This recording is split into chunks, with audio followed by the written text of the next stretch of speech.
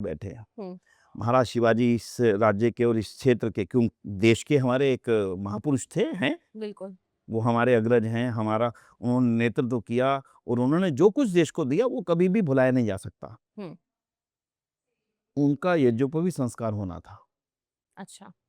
लेकिन यज्ञोपवीत संस्कार में एक अड़चनें लगा दी गई कि इनका यज्ञोपवीत संस्कार इन कारणों से नहीं हो सकता।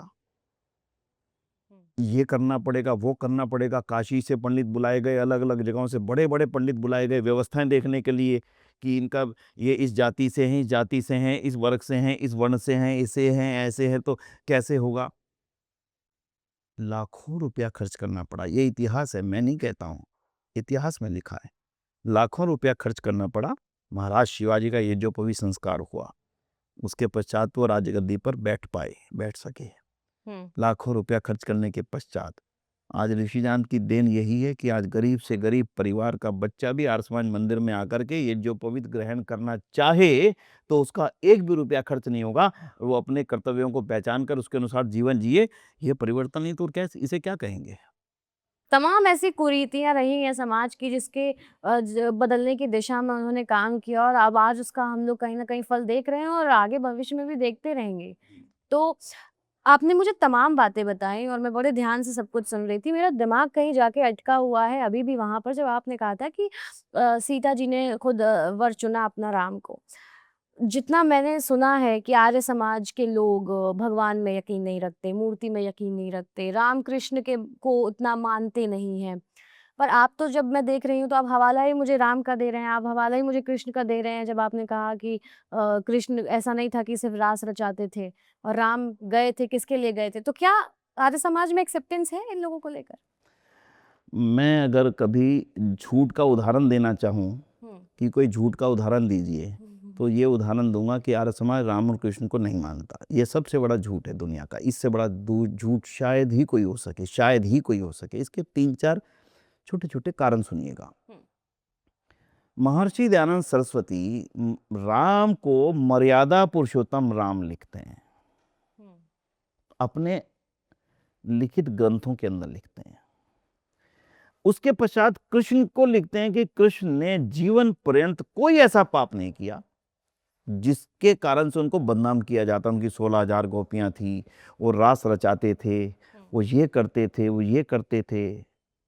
ऋषिदान कहते हैं उन जैसा आदित्य ब्रह्मचारी दूसरा संसार में मिल ही नहीं सकता। उन जैसा 16 कला संपन्न, 16 कला मतलब विद्वता की कला, हुँ, वाक कला, वेद का ज्ञान और अनेक कलाएं, जैसे जिसको आप कहते हैं चाणक्य नीति, जिसको आप कहते हैं नीति कला, हुँ, नीतिवान, हुँ, विद्वान, महाविद्वान, हर प्रकार की कलाएं जिनमें मौजूद थी। हुँ, ऋषिदान अपने ग्रंथों में जब उनके अपमान की चर्चा आती है तो ऋषिदान अपने शब्दों को भी लांघते हैं उन अपमान पर कि हुँ। ऋषि श्री कृष्ण का अपमान करने की हिम्मत कैसे हुई किसी की। फिर मैं कैसे मानूं कि हम राम और कृष्ण को नहीं मानते? हुँ, आगे सुनिए, ऋषिदान जब बच्चों की पाठ विधि लिखते हैं हुँ, कि बच्चों को क्या-क्या पढ़ाया जाना चाहिए, तो उसमें वो लिखते हैं कि इस समय आकर के, यानी एक सर्टेन टाइम पे, यानी कि बच्चा जब 12, 13, 14 साल का हो जाए, उसकी एक लेवल आ जाए समझने का अच्छा, उस समय महाभारत और रामायण आदि ग्रंथों को पढ़ाया जाना चाहिए। हुँ, जब ऋषिदानंद महाभारत और रामायण के ग्रंथों को पढ़ाने की अनिवार्य वकालत कर रहे हैं, हुँ, तब ये कैसे मान लिया जाएगा कि वो राम और कृष्ण को नहीं मानते? भारत के और दुनिया के जितने भी आर्य समाज मंदिर हैं, हुँ, उनके अंदर राम और कृष्ण की फोटो लगती ही है। और हमारी जितनी भी पर्व छपते हैं कि आर्य समाज किन किन पर्वों को मनाएगा, हुँ, उनमें से कृष्ण जन्माष्टमी और श्री राम नवमी, ये दोनों पर्व अनिवार्य रूप से लिखे जाते हैं। और जब हम कार्यक्रमों के पश्चात नारा लगाते हैं तो हुँ। मर्यादा पुरुषोत्तम श्री रामचंद्र जी की जय और योगीराज भगवान श्री कृष्ण महाराज की जय, ये दोनों के दोनों नारे दुनिया के किसी भी आर्य समाज मंदिर के कार्यक्रम की समाप्ति के पश्चात जो लगते हैं उनमें से लगाए जाते हैं।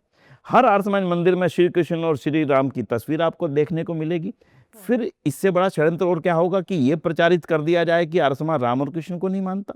तो क्या ये आप मानते हैं कि ये डिवाइड करने का तरीका 100% जो लोग ये जानते थे कि आर्य समाज हमारी कहीं ना कहीं दुकानों को बंद करवा रहा है। अब मैं दुकानों की व्याख्या नहीं करना चाहूंगा, जो धर्म के नाम पर दुकान चलाना चाहते थे, हुँ, उनको लगता था कि आर्य समाज को कहीं न कहीं पीछे धकेलना पड़ेगा और उसके कारण से हिंदू समाज के मन में जिन महापुरुषों के प्रति एक अगाध श्रद्धा थी, उनके बारे में ऐसी बातें फैलाई गई जिनका दूर-दूर तक कोई भी साक्ष्य किसी के पास नहीं है। लेकिन एक चीज़ फैला दी जाए और दूसरा उसको स्वीकार कर ले, तो इसका तो कोई समाधान नहीं हो सकता। लेकिन मुझे लगता है कि आहिस्ता-आहिस्ता जब चीज़ें सामने जाएँगी लोगों के, तो लोग स्वीकार करेंगे। ऋषि दयानंद जिस कदर मर्यादा पुरुषोत्तम श्री राम और योगीराज श्री कृष्ण के, मैं समझता हूँ, प्रशंसक हैं, अत्यधिक प्रशंसक हैं। मुझे नहीं लगता कि शायद कोई और महापुरुष इससे ज़्यादा प्रशंसक होगा। तो